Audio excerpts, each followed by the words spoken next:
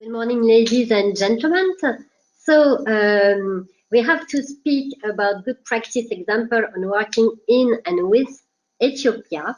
We are with Zattara-Gros. So he starts the communications, and after I can explain what it's important to work in and with Ethiopia.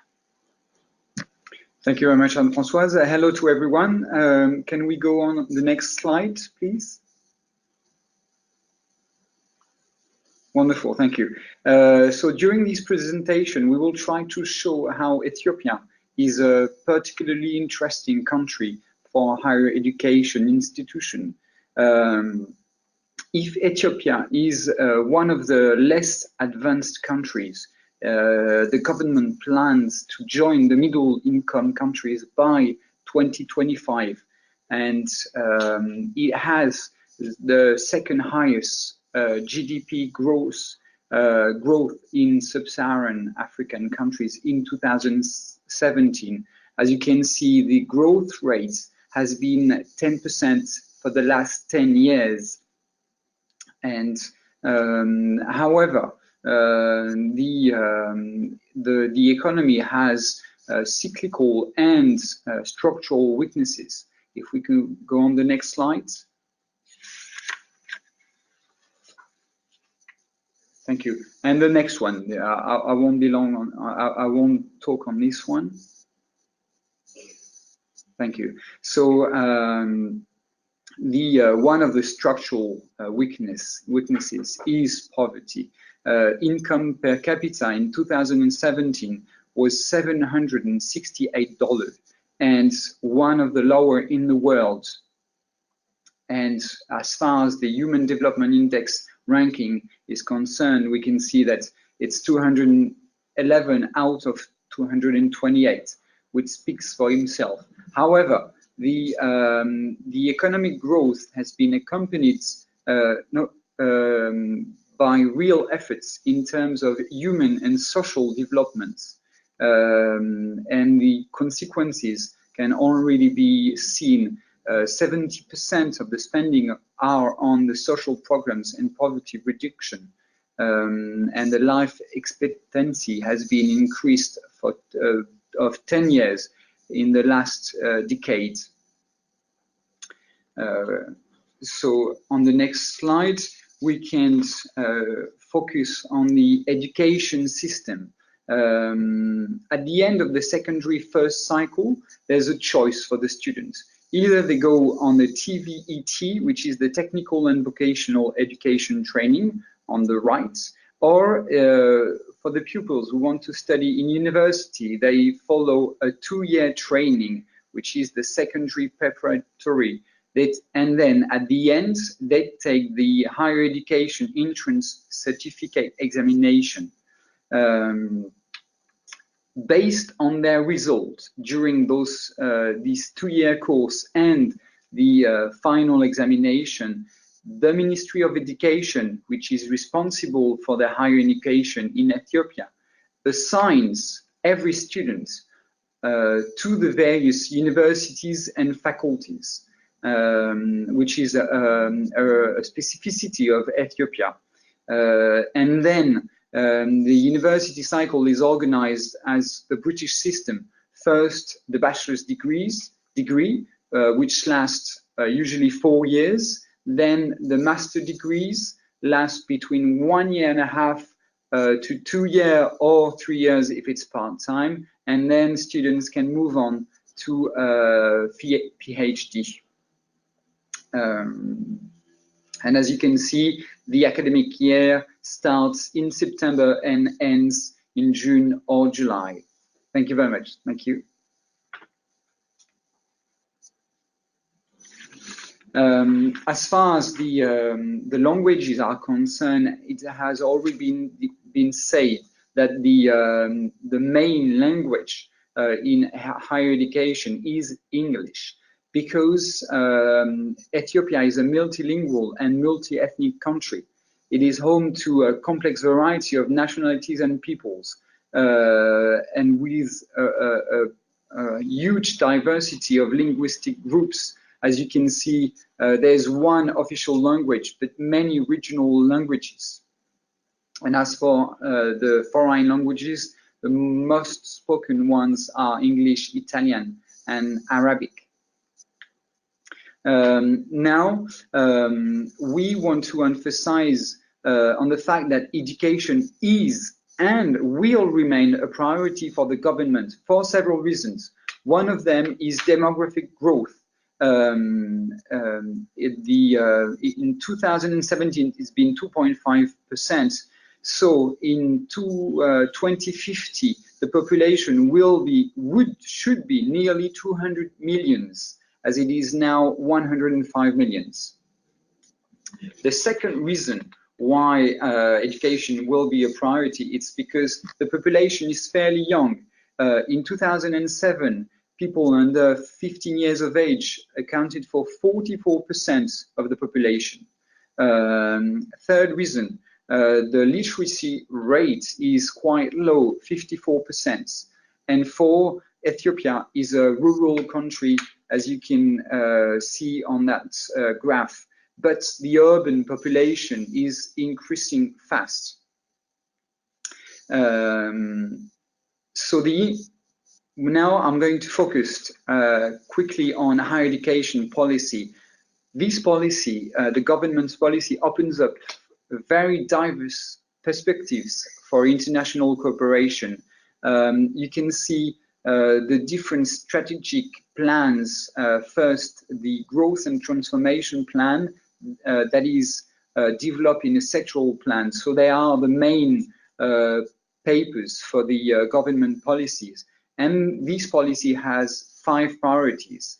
University expansion throughout the country, inclusive policy for women's access to university, improving the quality of education, strengthening the research capacities of universities, and finally, development of an international university cooperation network. And it is very important to say that Ethiopia has the oldest higher education system in Africa. We can see on the next slide that the government's policy is seeing in the expenditure as 27% of the total expenditure is spent on education, 47% of which is spent on higher education. The graph shows the fast growth in number in public universities from 2 before 1997 to nearly 33. It's shown to 32, but it's actually 33 universities nowadays, among which less than 10 are still under construction. And we can see in the figure of students that the increase in population is shown in the increase of number of students. We should be now above 800,000, and most of them are in bachelor degrees. But the government's priority is now the development of master's and doctoral courses to constitute a qualified teaching staff for all those universities. So that actually there's a lack of these qualified teaching staff nowadays. Now, I'd just like to focus very rapidly on the first oldest university in Ethiopia, which is Addis Ababa University, founded in 1950, and it still has a strong academic tradition and a long experience in international partnerships. The government now is really, as it is assigning the students, it's assigning 70% of the first-year students towards science and technology programs, and 40% of those 70% are conducted towards applied and engineering sciences.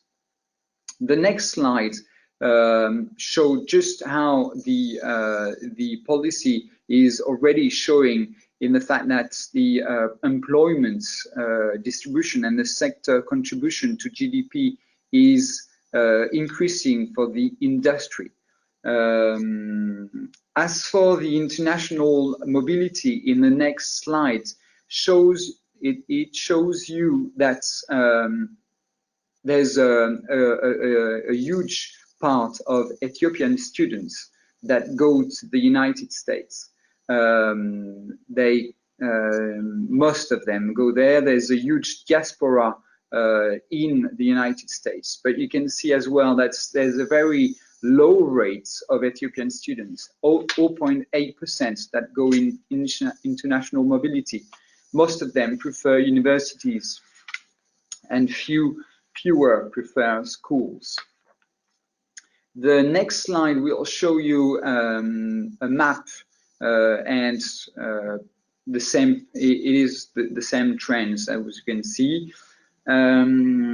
I would like then to move on the international education partners. The strongest ones are China and Germany. China works strictly in a bilateral framework, and if its cooperation is dedicated mainly to infrastructure, but as well through an influence mechanism by the establishment of Confucius Institutes and an important scholarship programs. As far as Germany is concerned, they distribute 500 scholarships each year, and you have several other countries that are involved in Ethiopia. Finally, I would like to talk rapidly about research. You have the Federal Science and Technology Agency responsible for guiding research and supporting research. However, there is no institution exclusively dedicated to research in Ethiopia. What is very interesting to see is universities should identify, that's a government policy, they should identify a specific research area according to their specialty, with a view to creating specialized research centers of excellence. And the government has created a national forum enabling those universities to develop partnerships with industrial centers according to their specialty. Thank you very much, and now I pass the floor to Anne-Françoise for our partnership with Ethiopia. Thank you. Can I have the next slide, please? First, I will present you our university quickly, and after we talk to you about our experience in Ethiopia and with Ethiopia, and finally I'll talk about the principal question of Ethiopian students. So our university is the only French and European university in the Indian Ocean at 3,700 kilometers to Ethiopia, and we have an ambition to become the leading French and European university on the Africa-Asia axis. For that, we have international strategy, and quickly I give you some key figures. Yes, thank you. It's a small university. We have 14,000 students and 1,200 staff members. We have in research 21. Yes, thank you. We have 21 unit research regrouped in third research federation, one in social and human sciences, one of hard sciences, and one is mixed. And we have some technological platform like teledetection station. Yes, very famous in international. For the bachelor's and degrees, we propose 18 bachelor's and master degrees in all areas of university education. And we have an international strategy. The international strategy is based on 3 strategic objectives. And the first is building an Indian Ocean space in higher education through the construction of a scientific diplomacy. And for that, we have over 180 international and European agreements you can see in this card and this next card, because the next card is the European card with our European agreements. In our international strategy, we have targeted different countries for partnership in East Africa, and Ethiopia is one of them. We have targeted some institutions in Ethiopia, particularly. We have another strategic objective, the promotion of an international relation culture within our institution, and for that we have 2 levels. The first level is mobility policy, and we have built a regional mobility program. It calls Réunion. It's not, I don't know. Another? Yes. It's called Réunion, and we have some different mobility, studies mobility, internship mobility, and mobility for staff with different countries, and especially with Ethiopia. The first level is linguistic politics.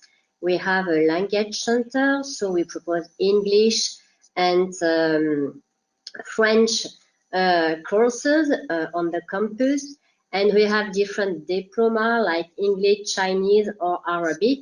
It's very interesting for Ethiopian students because we have talked about the language at the beginning of the presentation.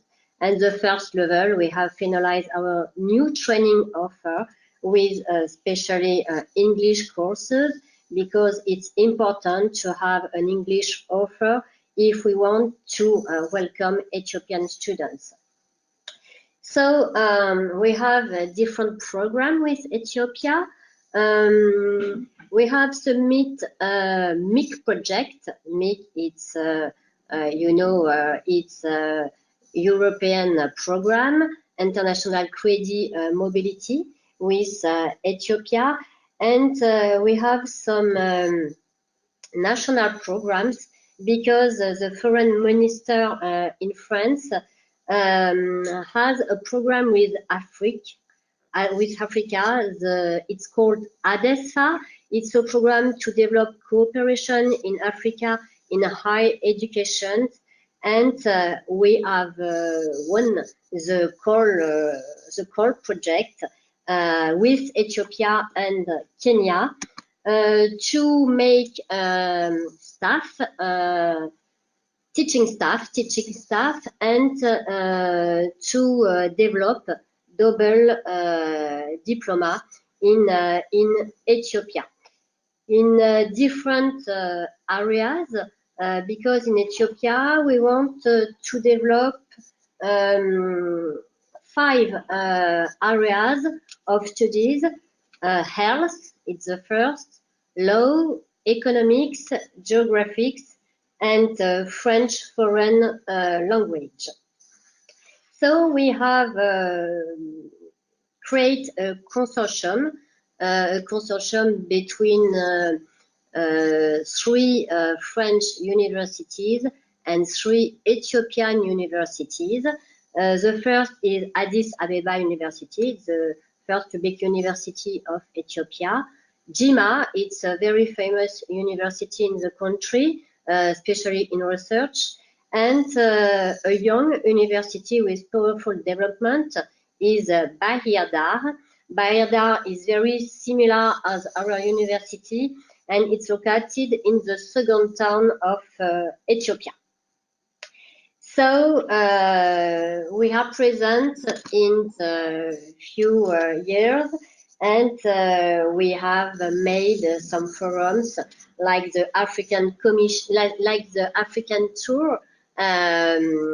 It's a forum created by Campus France.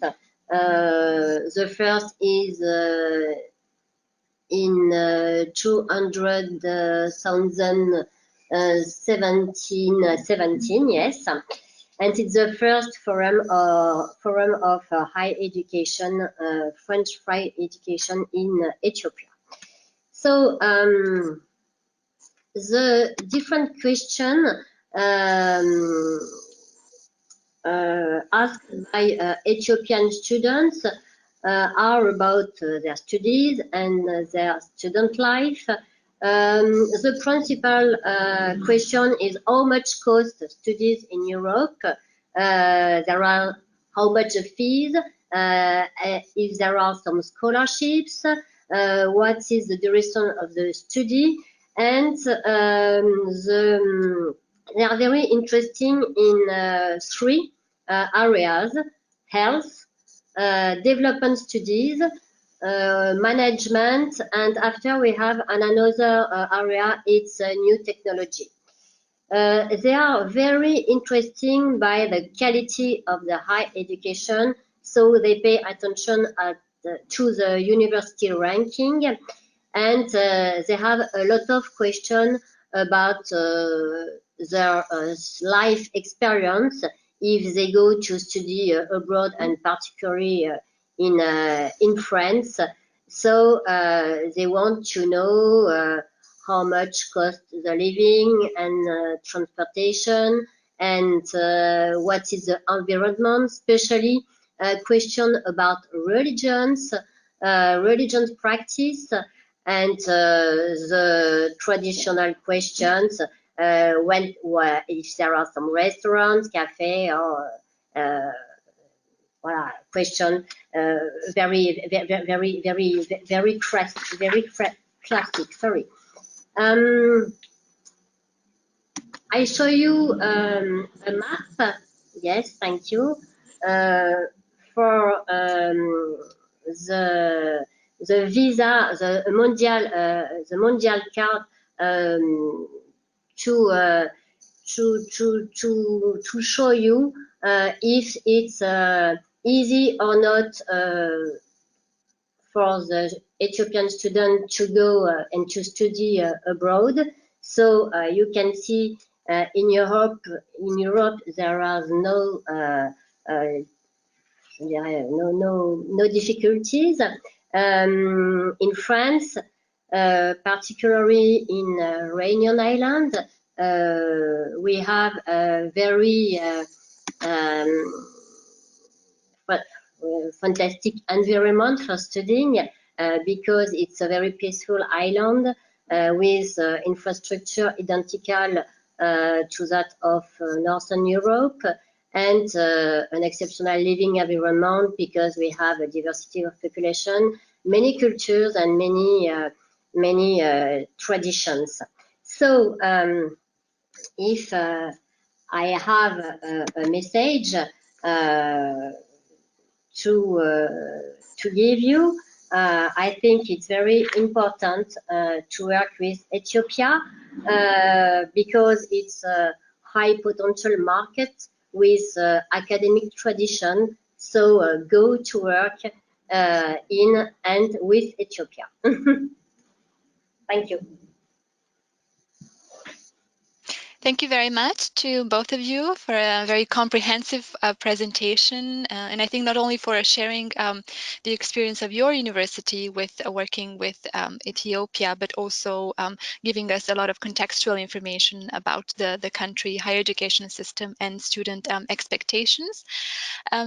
Now, going through the questions that were raised already in the chat part of the platform, there was a question related to profitability of degrees, speaking particularly about masters and PhDs, and the question was about the employment prospects of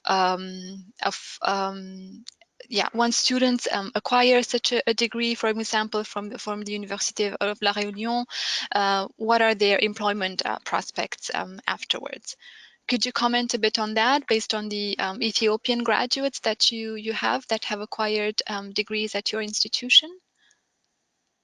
The question meaning what is the future for a student from our university, Ethiopian student in our university coming back to Ethiopia and trying to get work? Is that correct? Yes. Yeah, exactly. Yeah. So what are the employment prospects once they have a French degree?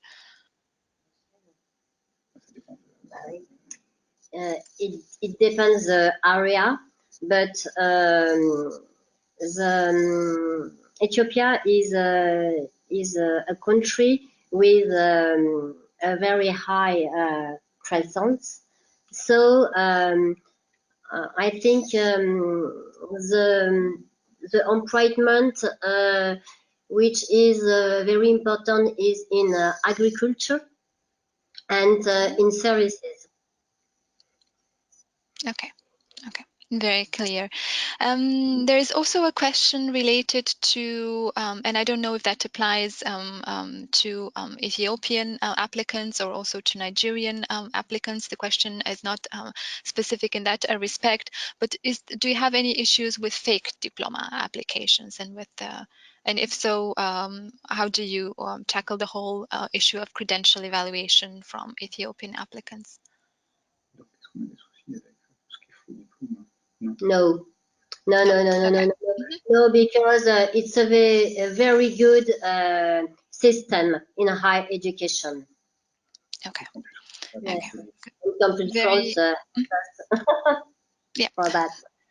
Okay, very, very clear. Thank you. And then maybe one last question for this round that came a bit earlier was related to the cost of programs. You mentioned different scholarships throughout the presentation, but I think the colleague asking the question was interested in having a range in terms of the cost of different programs. So could you give us an example from the Université of La Réunion, maybe master programs, for example, of the affiliated cost? We have some scholarships, and we have a program of scholarships in master, especially in the second year of master. So the Ethiopian student can apply for this program, and it's a program for Ethiopian students who come in the University of La Réunion to study in master in our different master. Okay. So it's about the scholarship is around 700 by month. Okay, very clear. Thank you. And I do see another question that came in, and I think it would be interesting to tackle it now, nevertheless. Any advice you would have on universities starting collaboration with Ethiopian universities for the first time? The question is formulated as the following: what is the best practice to prospect new universities in Ethiopia? Is it relatively easy to start a partnership with Ethiopian universities? Yes, it's yes or not? Yes, because there are a lot of universities and they want to collaborate with European universities. So after they are very exigent. So it's a difficulty, and it's an affective country. So it's very important to have their confiance, trust. So trust building, investing in trust building is important. Then the last question really for this round. It's a follow-up question related to research collaboration. And the colleague here raising the question is wondering whether you have any feedback or experience with your own academics going to do either teaching assignments or research with Ethiopian universities in their own country. Any experiences to share with that?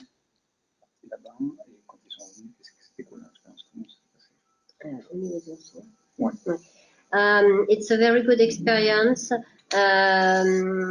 especially in teaching. In research, it depends. It depends the area, and it depends the universities. Yes, but we have an excellent experience in Ethiopia. Okay. Thank you so much again for sharing this experience with us. We will see maybe towards the end of the session, if we still have a few minutes, there might be more questions related to your experience.